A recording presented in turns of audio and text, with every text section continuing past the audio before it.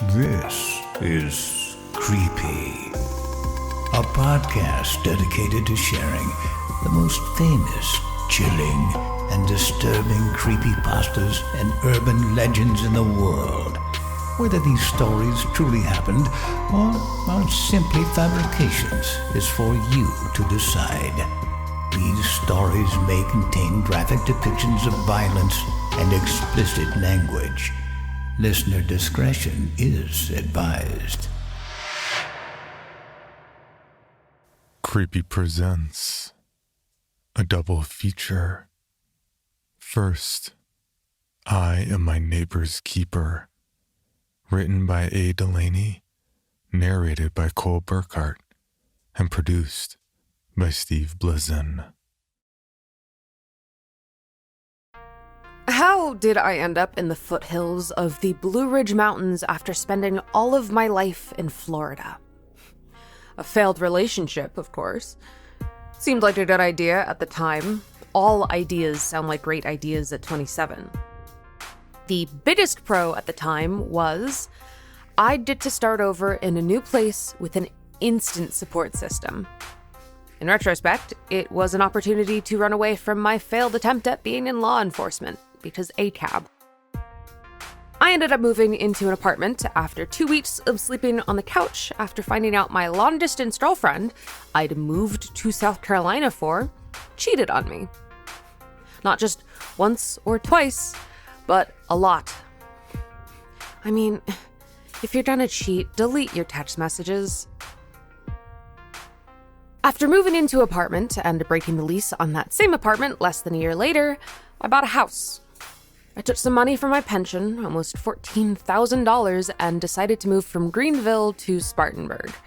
There was no way I was moving back to Florida, not after posting several pictures on social media with captions about how great my life was and the 100 times I'd hashtagged fall for Greenville. Often posing next to the waterfall in Reedy Park on Main Street or knocking back one too many at Velo Fellow. The house I bought was a small bungalow in the heart of Hampton Heights, a historic and almost gentrified neighborhood. I remember bragging that it was 0.4 miles from downtown to my dad and that he should visit. The only thing missing was a Whole Foods and a mom jogging way too fast with those annoying jogging strollers. The yard was bare, except for a towering oak and a beat-up metal roof shed in the backyard. The home needed some extra work, too. A small but expensive list included a new HVAC system, the crawl space needed to be insulated, and a new chimney. Needless to say, I loved that little house. It was built in 1918 with dark original wood floors and the original French doors. It even had a screened-in porch. With 2 bedrooms and 1 bath, the layout of having one room lead into another with no hallways made it feel bigger than its 954 square feet. Just big enough and cheap enough for a struggling single millennial.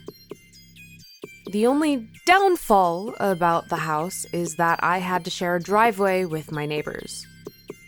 They weren't bad people. They were actually really kind. Just loud, boisterous, and definitely renters. The only time it really mattered was during meetings when I worked from home and the bass would rattle my office windows a bit. My new neighbor, Mr. Ellis, I would learn from getting his mail in my mailbox later that day, was a stout black man with a patchy beard and small brown eyes. The first time I met him, I was digging up the front yard with a brand new shovel I'd bought, preparing to seed it and put mulch along the facade of the house. I had watched 7 videos on YouTube and considered myself an expert gardener at the time. I figured red mulch would contrast great with the pale army green of the house and complement the red door. Practically a young Black Martha Stewart in training. "Hey, neighbor," he growled from behind the cigarette smoke he exhaled. He was sitting on the front porch of his small orange house. I waved after dropping the red mulch on the ground and smiled, most of which had been spilled out in the back seat of my Ford Fusion. "You know your house is haunted." He blew more smoke out of his mouth and smiled as his bulbous stomach bounced underneath a dirty white shirt and a chuckle rolled out of his gut. "Is that right?" "Yeah, I used to live there for 15 years. The guy that bought it in 2016 let me keep renting it till he sold it to you. Oh, okay. I brushed off my hands and placed them on my hips. You Mr. Ellis? I think I have your mail. Yeah, that's me. You can keep the mail, it's just bills. And why are you doing the yard? You don't have a man to do it? He coughed, wiped his wide forehead, and continued to ramble old man bullshit, not waiting for me to respond. Yeah, well, now that I think of it, that grass won't grow none, he said, leaning forward in his white lawn chair and pointing two thick, short fingers in my direction. It'll grow, I told him as I walked back to the car as I rolled my eyes. He stood up to lean over the railing to his porch and watched me grabbing another bag of mulch. Hey, girl! Did this asshole really just call me a girl? I thought and shook him a look. Where's your accent? People from Florida don't have one. I grimaced a smile under the weight of the mulch. Well. Never been there. Ain't never been nowhere, seeing as I'm here all day. How about I look out for your place and you for mine? I pointed up at the cameras I installed. Will do, neighbor. I mimicked his southern drawl, and it induced a hearty chuckle from him. We didn't really talk much after that. I spent the next few hours tilling the yard. It was difficult to do so on 5-pitch slope in the front yard. As I dug on the right side of the yard underneath that old oak, I found a rusted railroad spike. I examined it closely and threw it with the rest of the weeds. I found the brownish-black object out of place. The railroad tracks were about a mile away, so I doodled it on my phone. Railroad spikes in lawns. What I found in my rabbit hole of the internet was troubling. Railroad spikes are used in hoodoo, low-country hoodoo. What I haphazardly removed from my yard was part of a protection spell. One of 4 spikes that were supposed to be in one of the 4 corners of the perimeter of my lawn. I immediately placed the stake back into the yard, banged the flat portion of the shovel on top. As I did so, I noticed Mr. Ellis in his old white plastic lawn chair intently watching me, smiling. I shook my head and walked into the house. I'm sure this old guy was fucking with me, but I had to know more about this house. My research led me to the Slave Narratives, which is archived in the Library of Congress. 17 volumes of microfilms of slave narrative transcripts at my fingertips. The amount of melancholy-flavored pride I felt to have a history, but in this context, was hard to mull over.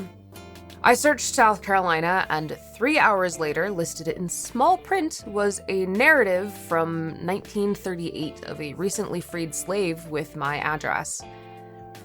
In broken English, I read the story that a young girl told about her father. He was a recluse and a drunk, never wanting to leave the house. She explained this was out of character because he was always in good nature and intended on moving the family to Chicago. She suspected the Drayton mill owner hired a witch doctor of sorts to keep him and the other workers from leaving and skipping out on paying him back his loans. Turns out, the mill owner lived in a Victorian mansion 1 street south of me. These bungalows were the housing for sharecroppers and factory workers to pack their large families in and work at the textile mill. The girl went on to explain that a neighbor man placed a hex on him. Her mother first sent for a doctor, and then when that didn't work, a seeker. The seeker told him to dig around the front door for a hex bag that may have been buried there. The girl explained once her father stepped over it, he was bound by the hex to the house. The next step was to dip his feet in running river water to wash away the ties of the hex. From the looks of the reading, it didn't seem like her father got any better or ever left Spartanburg. I remember staring at my phone for a long time after reading the narrative.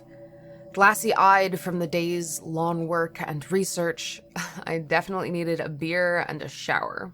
I hung the accordion paper curtains I bought with the mulch in the master bedroom facing my new neighbor's house in anticipation for getting dressed after my shower.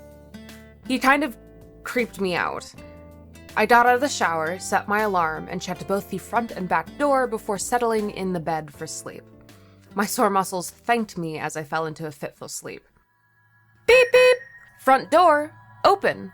My home alarm. I shot out of my sleep and grabbed my Glock 22 Gen 4 out of my nightstand. The adjustable grip nestled snugly in the cradle between my thumb and the trigger. I walked to the bedroom door that led to the living room. The front door was wide open. I closed the front door and let the darkness act as my cover. The small home was easy to clear. There was nothing or no one in the house. I checked the cameras, and nothing. I chalked it up to a draft, but I was certain I checked the doors. The next day, I changed the locks to the doors in the early morning. Mr. Ellis watched me from his porch, smiled, and waved. I nodded and got ready for my day working from home. I hadn't unpacked much besides the desk and used a dining room chair to set up my small office at the back of the home. The office was bright and had no curtains. I didn't buy enough. The kids from the school in the back cheered and screamed on the playground. I smiled and looked out my window. My shed door was open. I stood up and again got my gun. I checked the shed, which was empty except for the yard tools. Nothing was missing. This guy was totally fucking with me. I put the gun in my waistband and flipped my shirt over it. Grabbing the mail from the living room, walking next door, I knocked on the door. "Who's that knocking like the police?" A husky woman's voice answered the door shortly after. "Hey, I'm Elise. I live next door. Is Mr. Ellis home? I got his mail." I impatiently rattled off. I was going to give him a piece of my mind. "Oh, no, Mr. Ellis died. Don't no man live here. My son moved out a long time ago." She smiled worriedly. "You okay, honey?" Yeah. I looked down at the mail and felt a bit lightheaded. "I guess I'll throw this mail away." Sure enough, the camera footage showed the shed door slide open by itself. I walked back to my house, defeated, and put away my Glock. I grabbed the old dusty Bible my mom had given me and opened it to Psalms. I walked around to each stake in the yard and read all 150 Psalms over the course of the next week. The weeks following, I burned so much sage and Palo Santo. Dark smudges from the smoke gathered around the crown molding on the plaster. It was a pain to get off the high ceilings. I was certain my new neighbors thought I was crazy. Maybe I am. Either way, I'm sure Mr. Ellis still lives in the house. Actually, I know he has never left. After a while, I just got used to it. When I was in the shower, I would ask him to leave, and he would begrudgingly oblige. I spoke to him a lot when I was lonely. Sometimes I saw him on the porch next door and would smile or wave when no one else was looking. Until this day, my doors never stayed closed. I'm just not sure I can ever leave.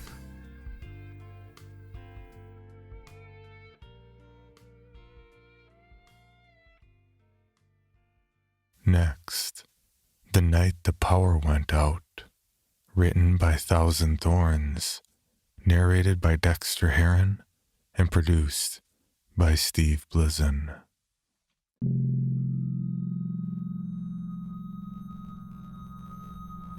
I used to work at the local morgue, bringing corpses in for embalming and preparation to be sent to whichever funeral home they were going to. It was a morbid task, as you can imagine. People say that working with the deceased for long periods of time can have a negative psychological effect on you. I do believe this to be true. However, one's mind also becomes used to the task and accepts that this is what you're being paid to do, and you just have to get it done. My colleague, James, was the same. Going through the same mundane, morbid routines was made a little more bearable with him around, though. We could crack a joke and laugh, distract ourselves with horsing around or just talking about random trash with no real meaning.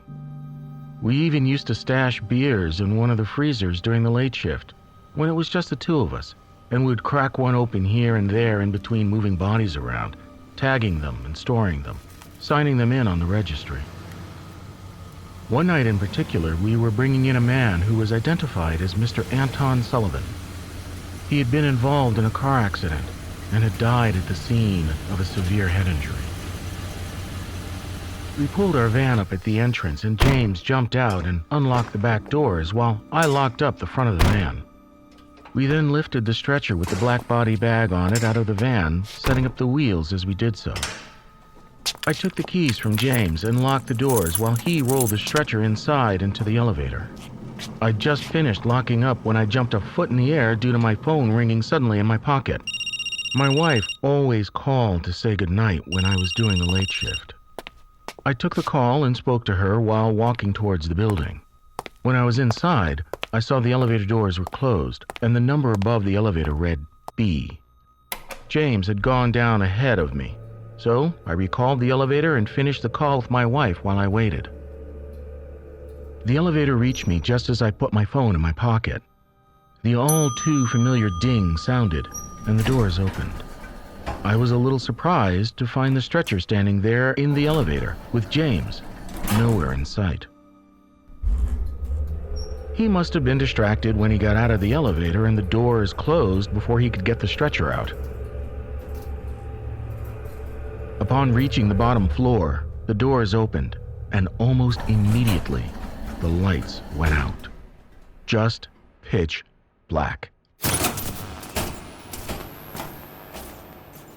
My heart actually seized for a moment when they did, as I was suddenly plunged into suffocating darkness and silence. The floor was underground, and so it was only natural for it to be pitch black without the lights on. I turned on the flashlight on my phone so I could see and called out to James. There was no reply. I called out for him again, and there was still nothing, so I decided to call his cell. It rang a few times, and then the call was picked up. "James?" I said into the phone. He didn't say anything. I couldn't hear any sounds on the other end. No breathing. No sound from the cooling system, which you could always hear. That was no surprise, seeing as the power was out. I still should have heard something. Anything. There was nothing. "James, come on, man. If you're messing around, just quit it, okay? We agreed we wouldn't mess around on the job like this. It isn't funny," I said sternly. "Mark?" I jumped at the sudden sound of my name. It was so garbled that I almost didn't catch it, but it was definitely my name. "James? Where are you now? Are you looking for the generator?" There was a moment of scratchy static in my ear, pretty loud, and I had to move the phone away from my ear.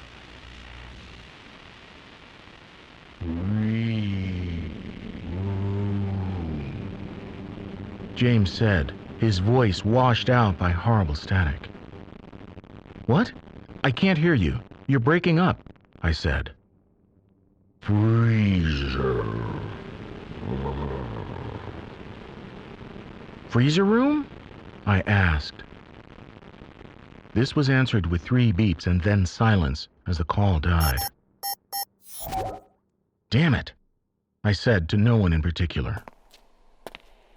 I used the light on my phone to see down the hallway and made my way to the freezer room to find out why James was there and not checking to see why the backup generator hadn't kicked in.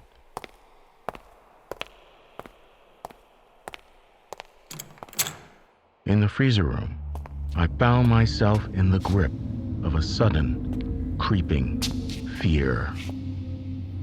Every door of every one of the freezers were wide open. I stood stock still at the doorway, too afraid to move any further. It was so dark all around me, and I was suddenly afraid of everywhere around me that I couldn't see, and even more afraid of where I could see. I wanted to call out to James, but something made me too scared to do so. I didn't want to be heard. I don't know how I hadn't immediately noticed it, but I became aware of the faint sound of shuffling coming from somewhere further into the room where my measly cell phone flashlight couldn't reach. The shuffling sound of footsteps. Footsteps from more than one pair of feet. I was paralyzed with pure terror, unable to believe my senses. I so badly wanted to run screaming, but I couldn't. That was until I saw movement, somewhere just out of reach of my light source. I was about to stammer out James's name when I saw another movement, off to the left of the one I'd already seen. And another. That was when I screamed. I just screamed and turned around, running back to the elevator, filled with horror and struggling to process what was happening. What was happening was impossible, but it was happening somehow. The human mind struggles to comprehend such things. Its one focus is getting out and getting as far away as possible. You can't think of anything else at the time. I reached the elevator and shouted in dismay when I realized the control panel was dead because the backup power hadn't activated for some reason.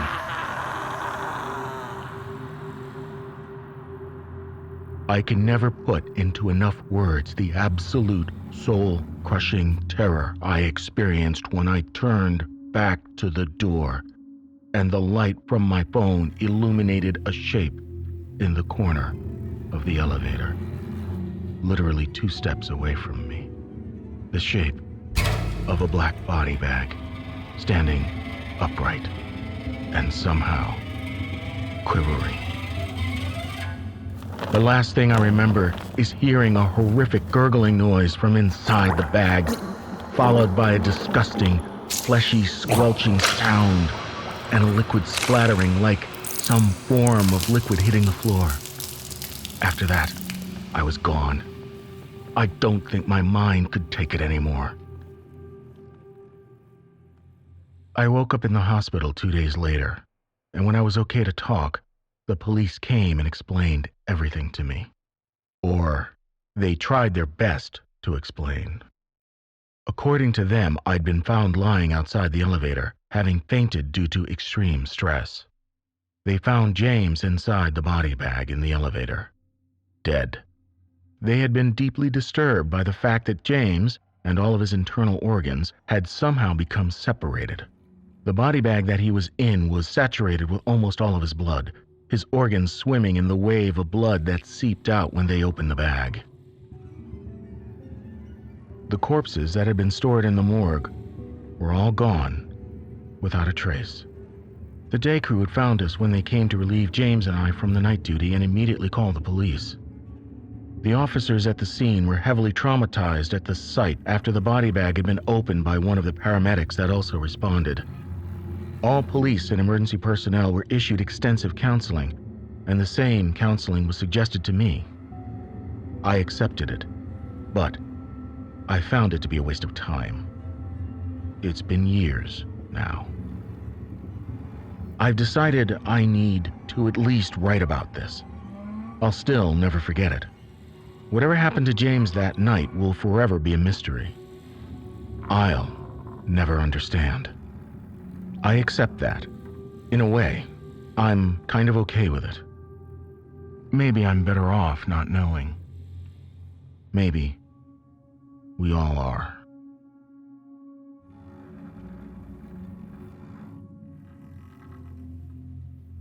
For more information, including pictures and videos of the stories told on this podcast, please visit creepypod.com. If you'd like to submit a story for consideration or recommend a story, please see our submission page at creepypod.com/submissions. All stories told on this podcast are done so through Creative Commons Share-alike licensing or with written consent from the authors.